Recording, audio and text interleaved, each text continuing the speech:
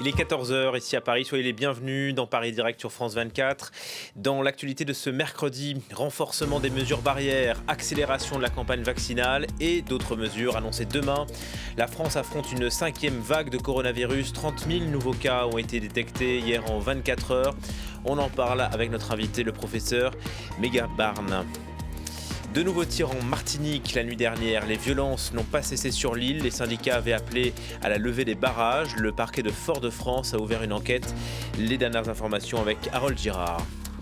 Et puis les dernières heures d'Angela Merkel à la tête de l'Allemagne. La chancelière a présidé son dernier conseil des ministres.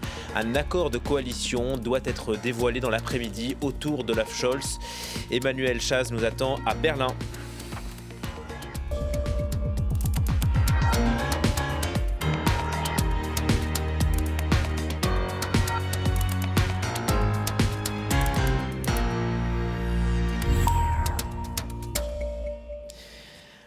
Un nouveau calendrier vaccinal sera donc présenté demain aux Français. Il s'agira sans doute d'une accélération. La France fait face à une 5e vague de contamination et pour l'heure, Gabriel Attal veut consolider les acquis, à savoir le port du masque et le pass sanitaire. La question du port du masque qui est évidemment centrale, y compris pour des personnes vaccinées, puisque nous le savons, la vaccination permet de réduire de manière importante le risque de transmettre le virus ou d'être contaminé, mais elle ne l'éteint pas totalement. Évidemment que le pass sanitaire reste un outil central, que nous voulons même le renforcer, et c'est ce qui est en train d'être décidé et ce qui sera annoncé demain. Et nous sommes en direct avec le professeur Bruno Megarban. Bonjour professeur et merci de répondre à France 24. Vous êtes médecin réanimateur, chef du service réanimation de l'hôpital Lariboisière. On a entendu Gabriel Attal, le porte-parole du gouvernement, qui estime que nous pouvons encore éviter la submersion à l'hôpital. Qu'est-ce que vous constatez dans vos services ? Écoutez, on voit effectivement augmenter progressivement le nombre de patients qui viennent à l'hôpital pour une forme grave de la Covid-19.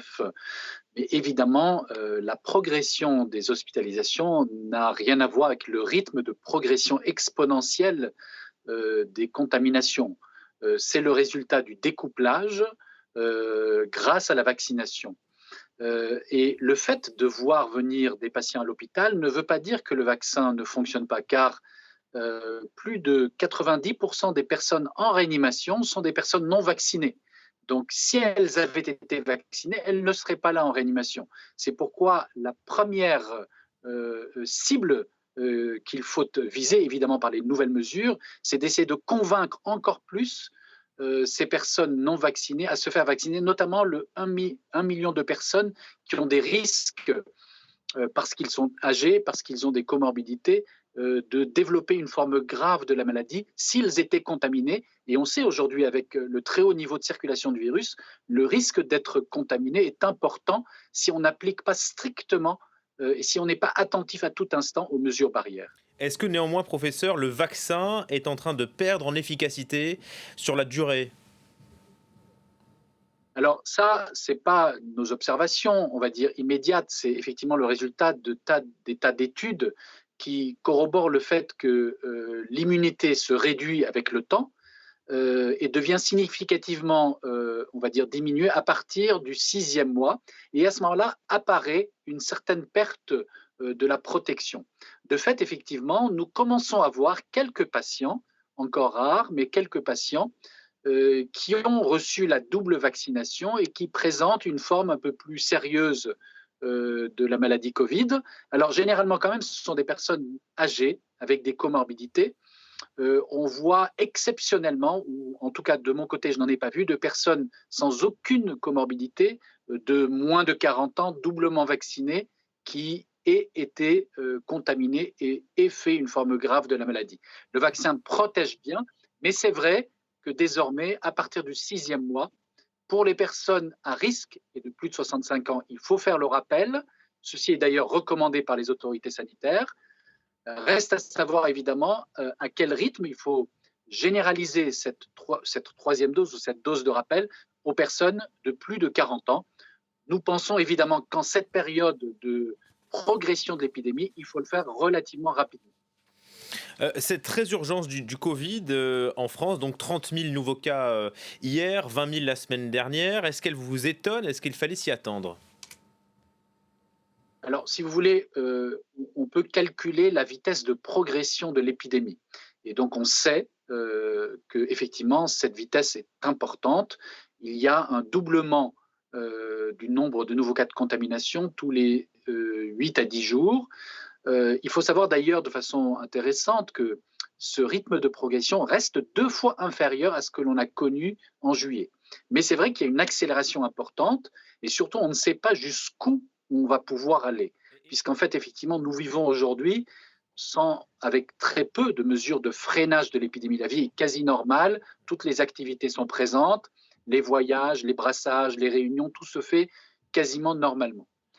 Alors, on peut estimer, en calquant la dynamique de la 4e vague à cette période, que nous serons vers la mi-décembre aux environs de 40 000 nouvelles contaminations par jour.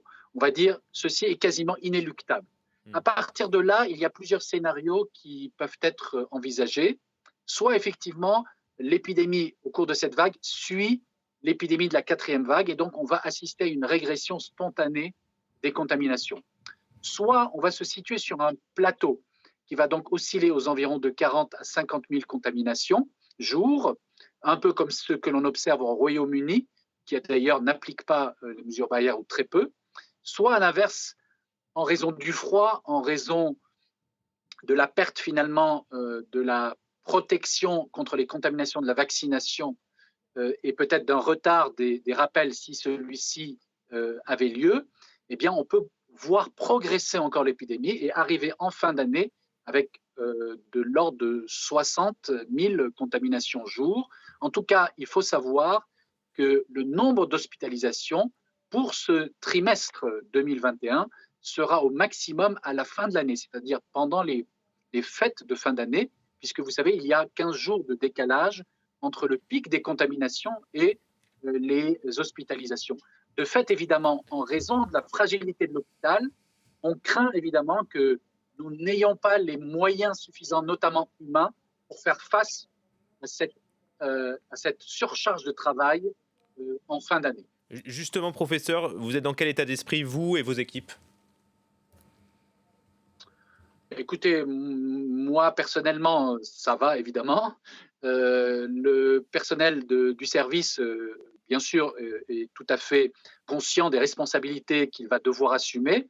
Mais c'est vrai qu'il n'y a pas l'enthousiasme, il n'y a pas l'élan que nous avions au cours de mars-avril 2020. Il y a beaucoup de déceptions, il y a un peu de burn-out, et puis il y a surtout beaucoup de nos infirmiers qui sont sur la ligne de départ. Ils m'ont fait savoir qu'au plus vite possible, ils souhaiteraient quitter le service de réanimation. Alors heureusement, chez nous, nous n'avons pas de lit fermé. Nous avons réussi pour le moment à maintenir le capacitaire du service. Et donc, nos lits sont occupés et nous avons environ 8 lits sur 18 qui sont occupés par des patients qui ont une forme grave de Covid-19 aujourd'hui. Merci beaucoup, professeur Megarban, chef du service réanimation de l'hôpital Lariboisière à Paris. On suivra bien sûr la conférence de presse demain d'Olivier Véran à la mi-journée sur ces autres mesures de restriction donc, qui seront annoncées. Le Covid et l'obligation vaccinale qui sont les terreaux de la colère dans les Antilles. Nouvelle nuit de tension et de violence en Martinique. L'intersyndicale avait pourtant appelé à la levée des barricades. Dernières images commentées par Manon Bougot et les équipes de Martinique La Première. Dans l'obscurité de la nuit, des tirs résonnent une nouvelle fois sur l'île. L'homme qui filme ces images tente de s'abriter dans l'habitacle de sa voiture. Dans cet autre quartier, détonation de grenades assourdissantes, contre-jet de projectiles. Le face-à-face est actuellement tendu entre ces jeunes Martiniquais et les forces de l'ordre situées à quelques mètres. Sur différentes avenues, des véhicules se transforment en brasiers géants. La Martinique vit une nouvelle nuit de tension. Sur France Info ce matin, le ministre de l'économie a réagi fermement. L'ordre public n'est pas négociable. Et donc le retour à l'ordre est la priorité absolue. Ces scènes de pillage, de violence, de blocage sont tout simplement inacceptable. Une nouvelle nuit de violence alors qu'il y a quelques heures, l'intersyndicale avait demandé la levée des barrages. Un appel au calme, mais pas la fin de la grève. Ici comme en Guadeloupe, ces manifestants protestent contre le pass sanitaire et l'obligation vaccinale des soignants. Chacun est libre de choisir.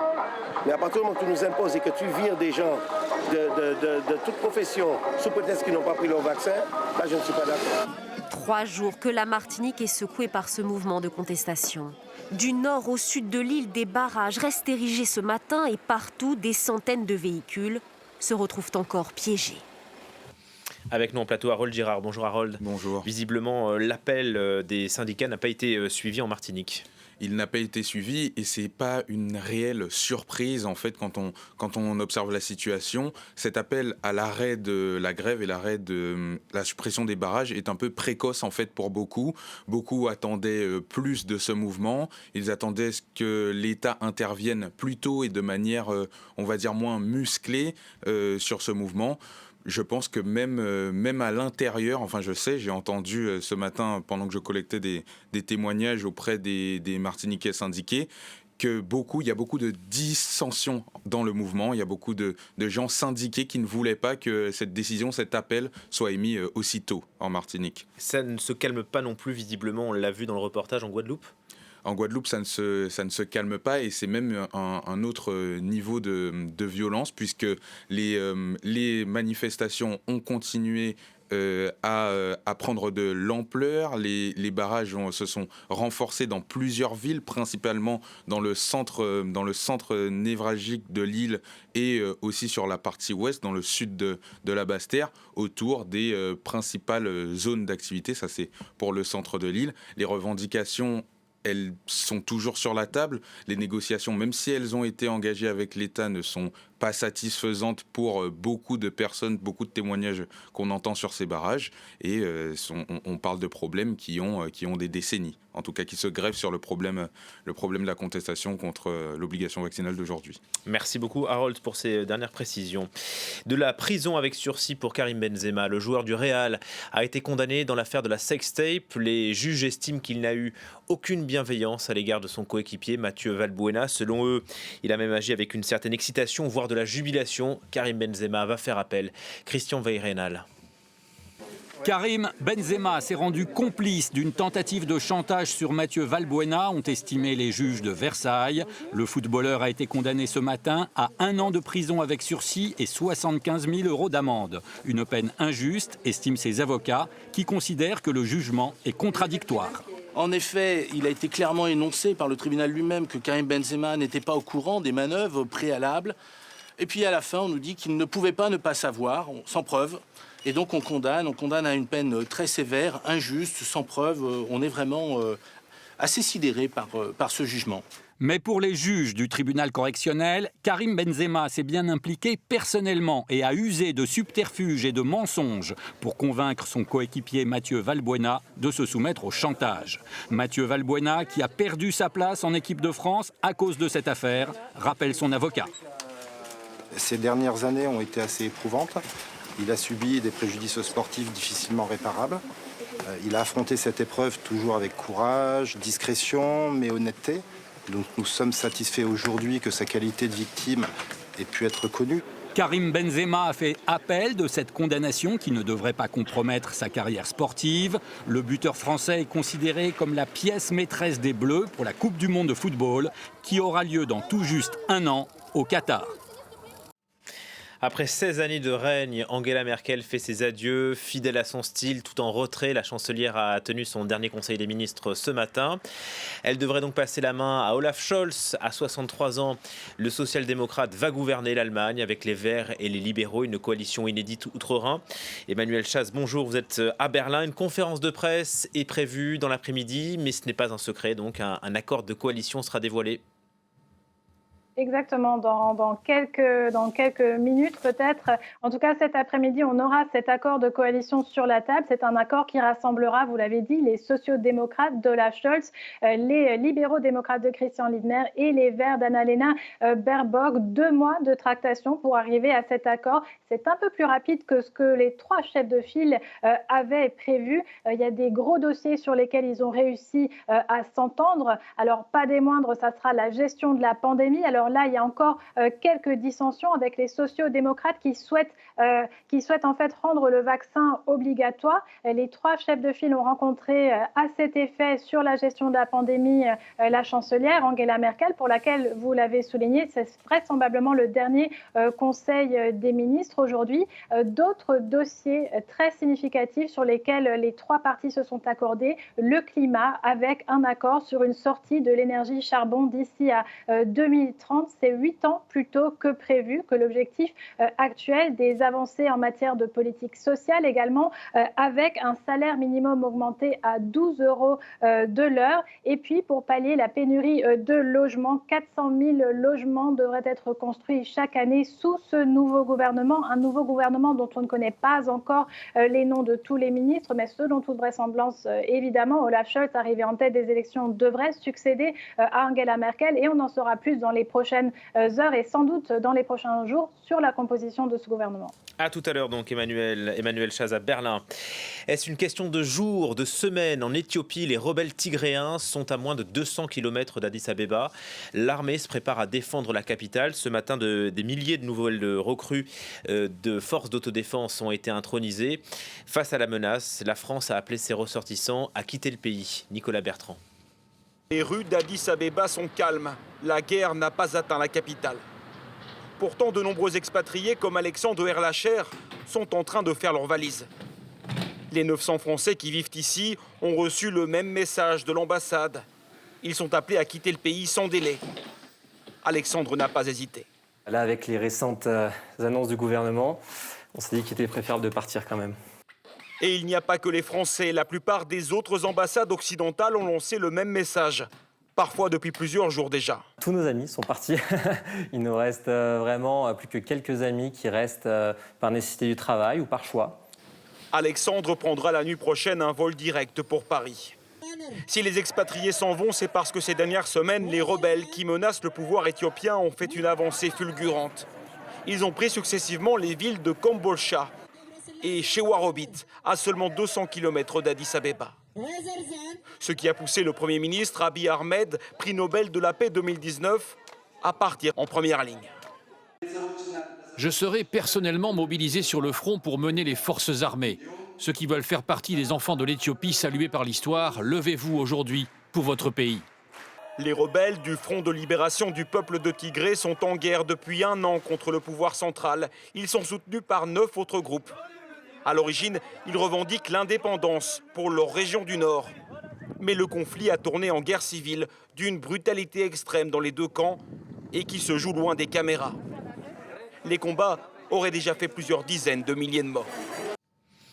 Il faut maintenir la pression sur Alexandre Loukachenko, c'est la volonté d'Emmanuel Macron. Le président français s'est entretenu ce matin avec le Premier ministre polonais. Ce dernier est confronté à un afflux de migrants à sa frontière, des milliers de personnes acheminées par le régime biélorusse lui-même. Depuis la semaine dernière, Minsk semble faire marche arrière. En tout cas, des vols de rapatriement ont eu lieu, notamment à Bagdad. Lucille Wasserman a rencontré un Irakien de retour chez lui. Reportage. Des visages épuisés, sans sourire. Dans le premier vol de rapatriement d'Irakiens organisé depuis Minsk la semaine dernière, on pouvait lire les rêves brisés de ces migrants sur leurs visages. Wissam faisait partie de ces rapatriés. Le retour a été dur pour ce jeune Irakien qui a vendu la quasi-totalité de ses biens pour tenter de passer en Pologne sans succès. Il part aujourd'hui demander un prêt aux autorités pour relever la tête. Apparemment, le Premier ministre va allouer de l'argent via le ministère de l'Immigration. Ils vont faciliter l'obtention de prêts pour ceux qui sont revenus. Arrivés au ministère, nous ne serons plus autorisés à filmer. Nous retrouvons Wissam après son entretien.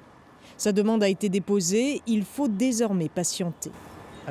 J'espère bien que le gouvernement va trouver une solution. C'est à cause d'eux que les gens partent. Pourquoi on fuit à votre avis?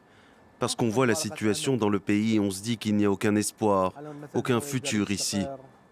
Wissam a passé près de 2 mois à la frontière entre la Biélorussie et la Pologne, dans des conditions extrêmes. Puis il a perdu espoir et a rebroussé chemin. Il fallait supporter le froid, la faim, la soif. Je pensais vraiment que j'y arriverais, mais j'ai essayé plusieurs fois de passer la frontière et ça n'a jamais marché. Au total, 431 Irakiens sont rentrés dans le pays la semaine dernière, mais des milliers d'autres sont toujours en Biélorussie. La plupart gardent espoir de passer dans les pays de l'Union européenne et d'échapper à la crise économique et aux diverses instabilités en Irak. C'est l'heure du bilan